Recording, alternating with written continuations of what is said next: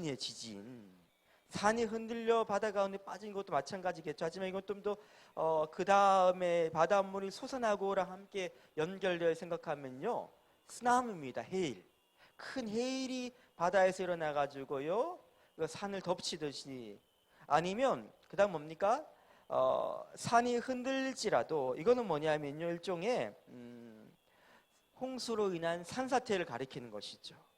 자, 이런 여러 가지 우리의 어떤 삶의 기반을 뒤흔드는 위기적 상황들이 복합적으로 다발적으로 동시에 일어난다는 것을 지금 이야기하고 있는 것이죠. 자, 근데 시인은요, 이런 퍼펙트 스톰 앞에서 이 모든 것이 흔들리고 있는데 뭐는 흔들리지 않는다고 고백하고 있습니까? 내 마음이 흔들리지 않는다는 거예요. 왜? 이렇게 이야기하잖아요. 이런 모든 상황이 발생한다 할지라도 우리는 어떤다고요? 우리는 두려워하지 아니하리로다. 예, 시인은 우리가 두렵지 않다고 말하는 겁니다. 이 퍼펙트 스톰을 우리도 지금 겪고 있는지 모르겠습니다. 6개월이나 지속되고 있는 이 코로나 팬데믹 이 사태가 앞으로 얼마나 더 지속될지 전문가들도 정확하게 예측하지 못하고 있습니다. 전문가들이 이야기처럼 1차 팬데믹 이후에 지금 2차 팬데믹이 발생하지 않았습니까?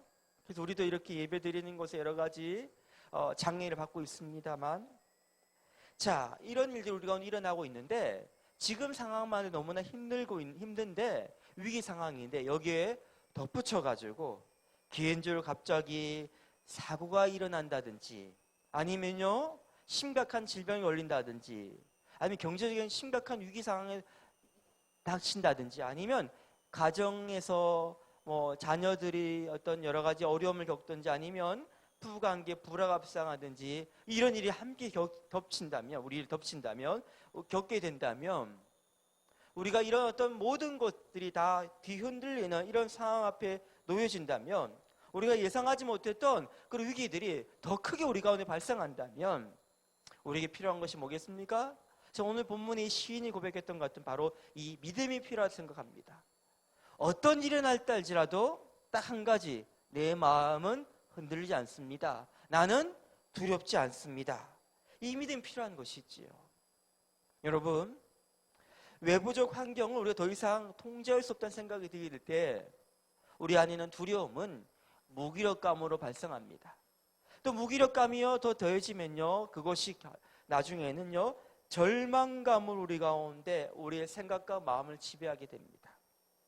근데 여러분, 이 두려움을 극복만 할 수 있다면, 우리에게 이 믿음이 필요하다면 우리 어떤 상황이라 할지라도 이깁니다. 오늘 저는 이 본문을 통해서 어떻게 이 시인은 이런 퍼펙트 스톰 앞에서 두려워하지 않을 수 있었을까?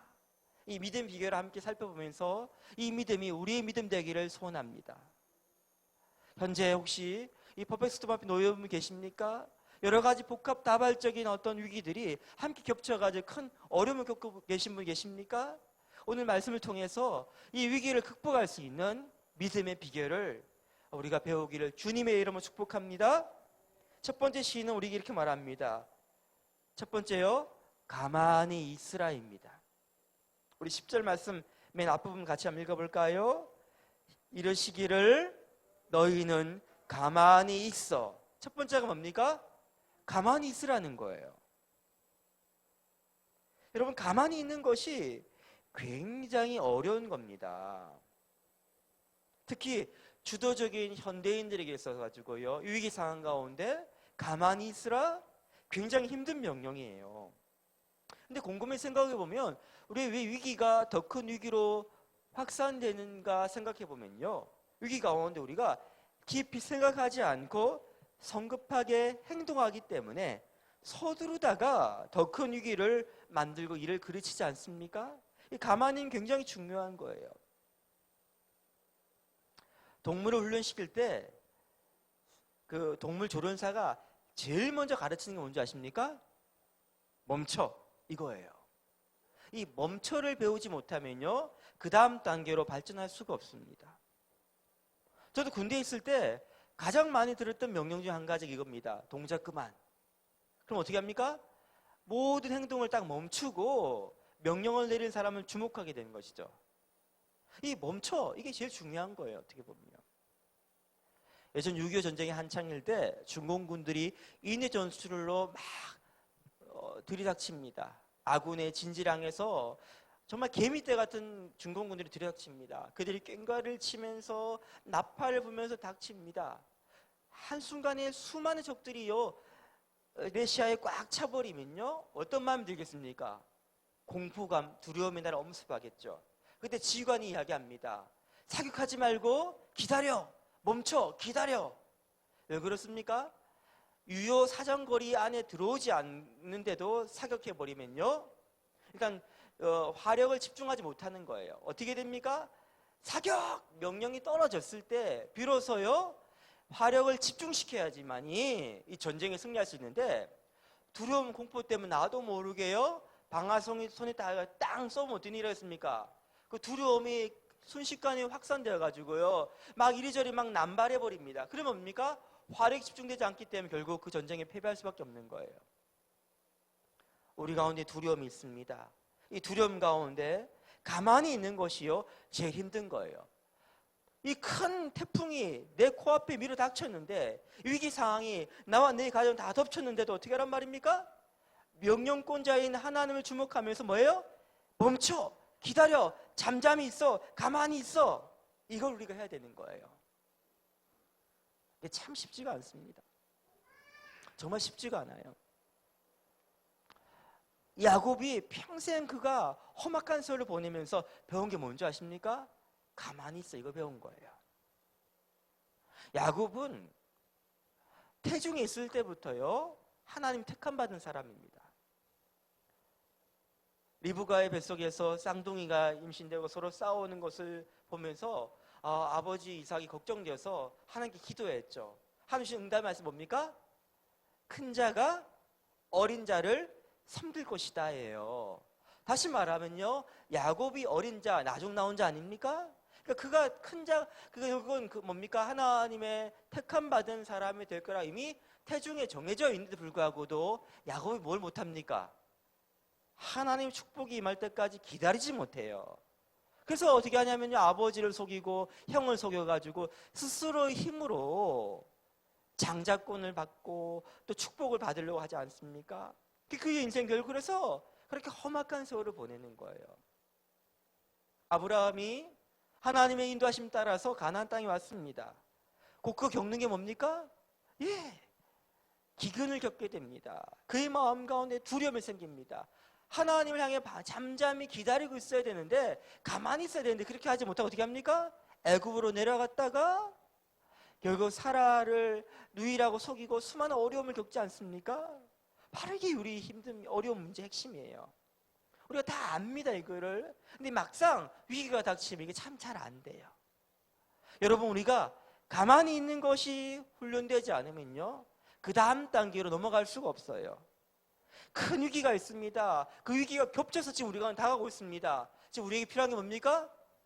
행동하는 거. 내가 주도적으로 이것에 반응하는 것이 아니라 뭘 해야 됩니까? 하나님의 음성이 들릴 때까지 가만히 있는 거예요. 자, 가만히 있고 그 다음에 뭡니까? 우리가 해야 될 게 두 번째가 바로 이 퍼펙트 스톰 앞에서 우리가 해야 될 두 번째 것은요 그 뒤에 말씀 한번 읽어볼까요? 10절 후반부 말씀이요 같이 읽겠습니다. 시작. 내가 하나님 됨을 알지어다. 우리가 하나님 되시면 어떤 방식으로 알게 됩니까? 우리는 많은 경우에 하나님 되심을요 우리의 눈으로 목격함으로 알려고 해요.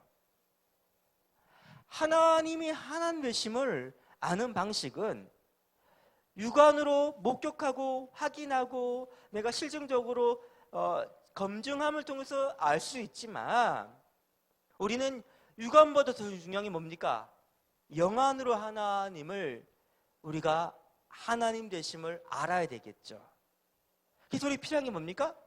바로 하나님께서 우리에게 하시는 말씀에 귀를 기울이는 거예요. 하나님의 하나님 되심을 아는 방식은 뭡니까? 성도에게 믿음의 사람이 중요한 게 뭐라고요? 하나님 말씀에 귀를 기울이는 거예요. 세상 사람은 이렇게 이야기하죠. 하나님 보여달라고 그럼 믿겠다고. 우리 이렇게 말합니다.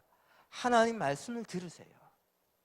말씀을 듣고 육안이 아니라 믿음의 눈, 영안이 띄어져 가지고요, 하나님 되심을 믿음으로 바라봐야 됩니다.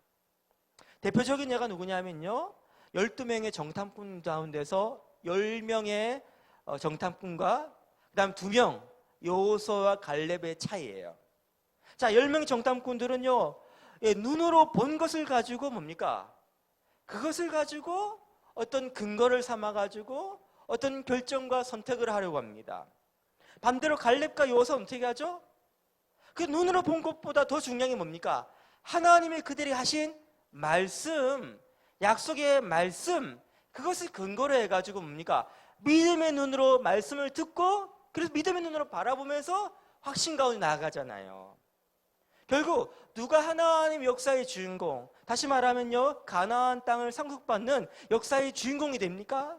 바로 하나님의 말씀에 귀를 기울이면서 믿음으로 반응했던 바로 그 두 사람에 의해서 하나님 역사를 일어나면서 역사를 경험하게 되는 거예요. 바로 이거예요, 우리 가운데 필요한 것이. 다시 말하면 지금 이 위기 가운데 우리 제일 중요한 게 뭐라고요? 하나님 하나님을 알기 위해서 뭐가 필요하다고요? 하나님의 말씀 가운데 귀를 기울이시기 바랍니다. 도마는 내가 봐야지 믿겠다라고 이야기합니다. 손으로 직접 넣어봐야지 믿겠다고 이야기합니다. 우리에게 필요한 게 뭡니까? 보고 믿는 것이 아니라 정말 말씀을 믿음으로 바라보면서 우리가 나아가는 것이 필요한 거예요. 성도는 믿음으로 사는 사람입니다. 믿음은 들음에서 납니다.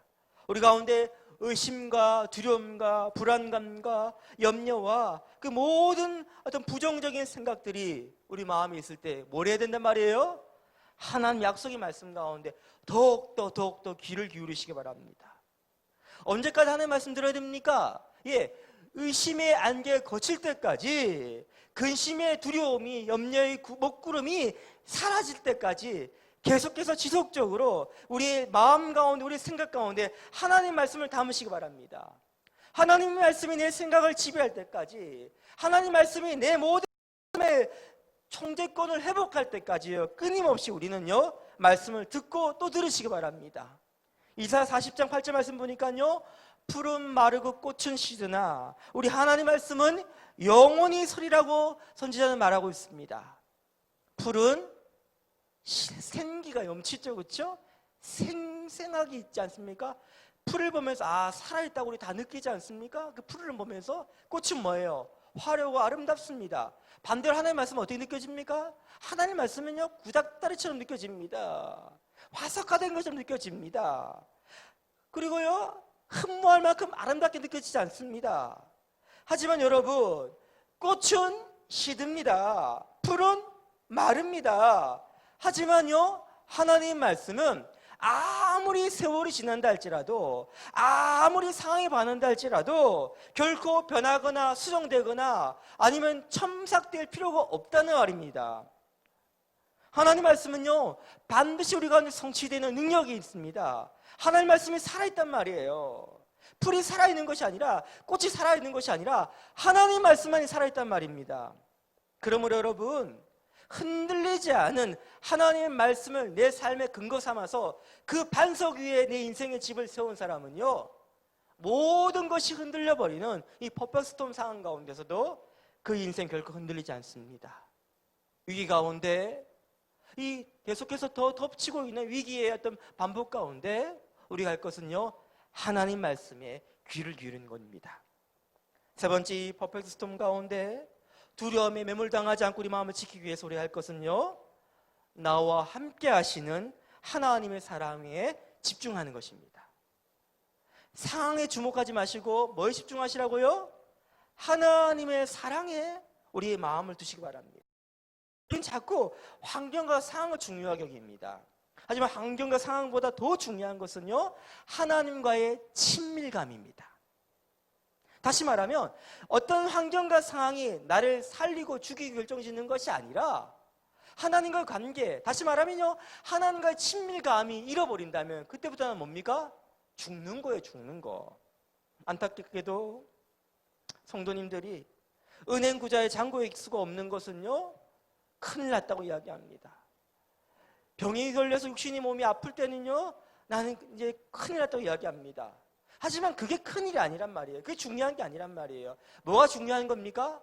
하나님 말씀을 들어도, 십자가의 복음을 들어도 내 심령이 뜨거워지지 않는 거, 하나님 저 멀리 계시고 하나님과 함께 친밀한 사귐을 나눴던, 교제했던 순간이 기억도 가물가물한 거, 이게 바로 우리의 위기란 거예요.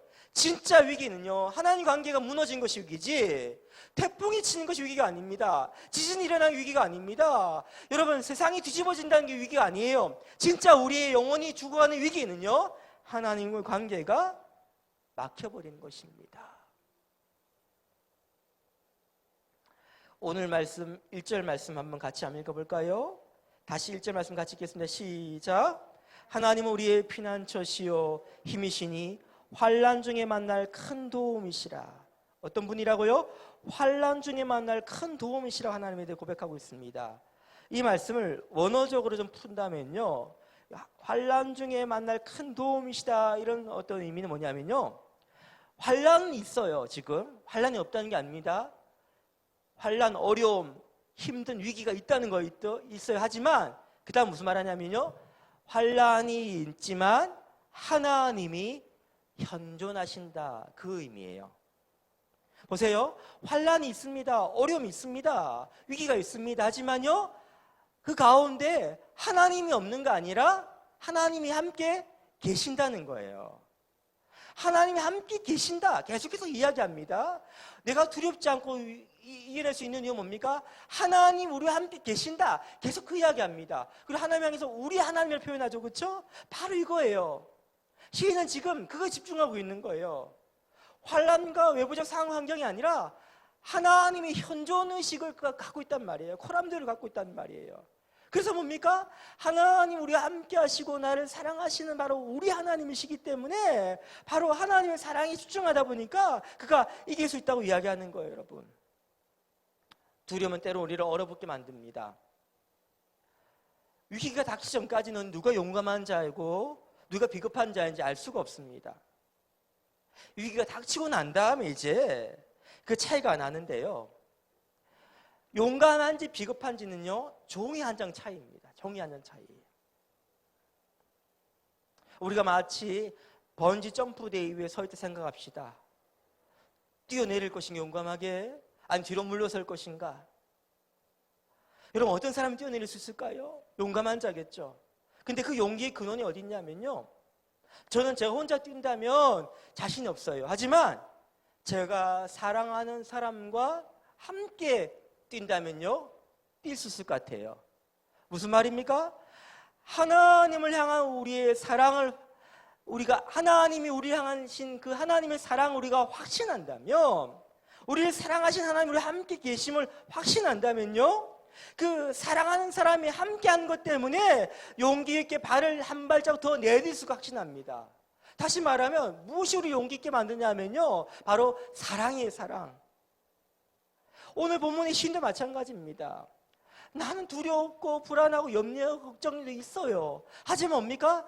하나님 우리 함께 하셔. 하나님 현존의식을 갖고 있기 때문에 그는요, 상황과 환경이 아니라 너와 함께는 하나님의 사랑에 지금 집중하고 있기 때문에요, 그는요, 두려워하지 않을 수 있다고 고백하는 것입니다.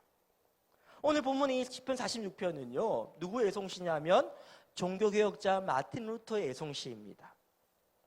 이 주부 보시면 나오잖아요. 그렇죠? 주부 보시면 1527년에 비텐베르크에서 전염병 퍼졌다는 사실이 나오잖아요. 그렇죠?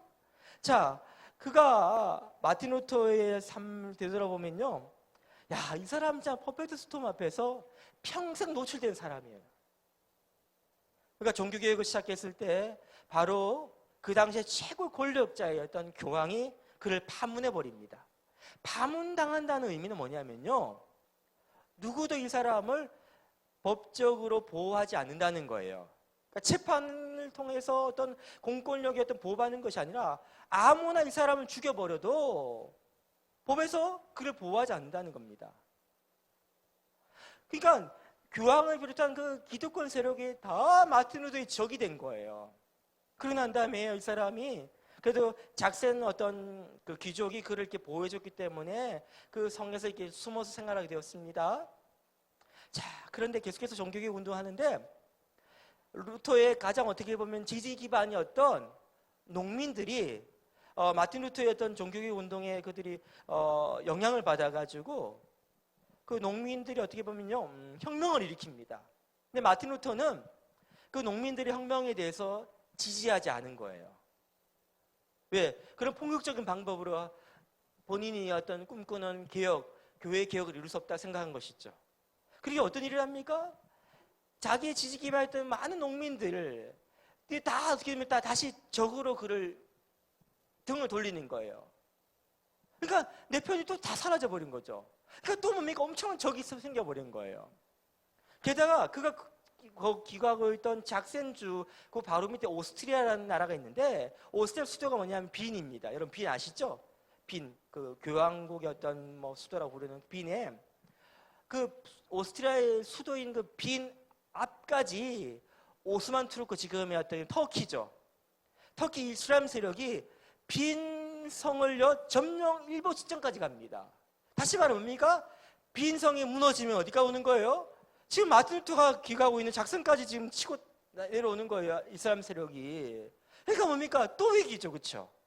오늘 이 주보에 나오는 것처럼 1527년도에 뭐가 생깁니까? 그가 기거하고 있던 그 성에서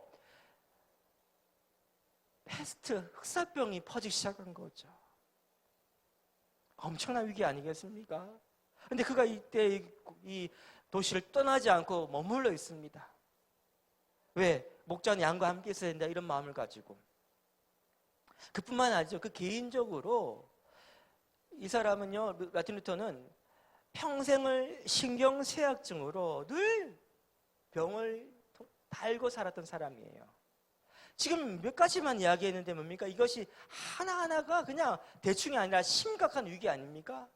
그 퍼펙스톰 앞에서 그가 이 시를 고백하면서 이 시를 근거로 삼아서 그 유명한 찬송가 585장을 그가 작사한 거예요. 그 가사가 이렇게 되죠.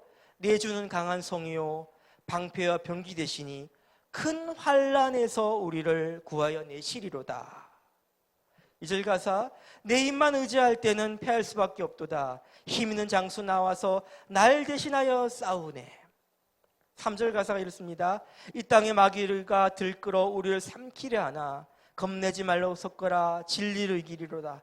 친척과 재물과 명예와 생명을 다 빼앗긴데도 진리는 살아서 그 나라 영원하리라. 여러분, 이 주옥 같은 시가 어떻게 나왔다고요?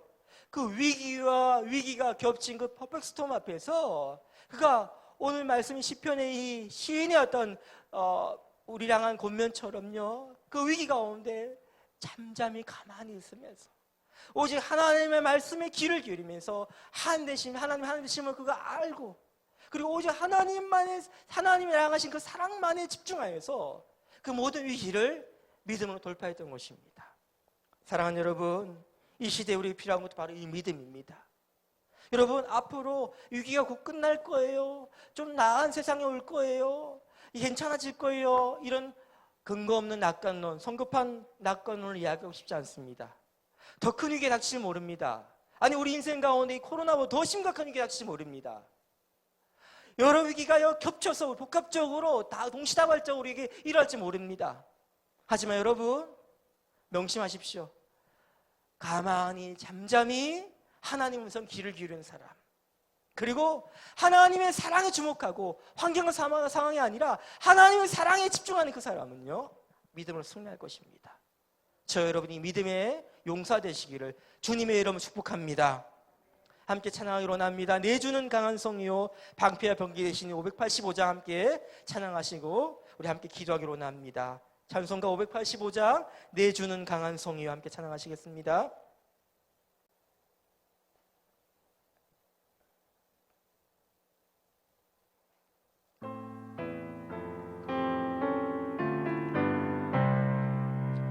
내 주는 강한 성이요 방패와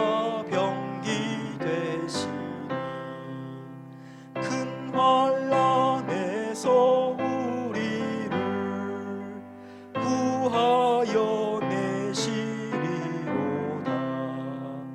옛 원수 마귀는 이때도 힘을 써 모략과 권세로 무기를 삼으니 천하에 누가 강하랴. 내 힘만 의지할 때는 패할 수밖에 없도다. 힘 있는 장수가 와서 날 대신하여 싸우네. 이 장수 누군가? 주 예수 그리스도 만군의 주로다. 당할 자 누구랴? 반드시 이기리로다. 이 땅의 마귀들 끌어 우리를 삼키려 하나. 겁내지 말고 섰거라. 진리로 이기리로다. 친척과 재물과 명예와 생명을 다 빼앗긴대도 진리는 살아서 그 나라 영원하리라.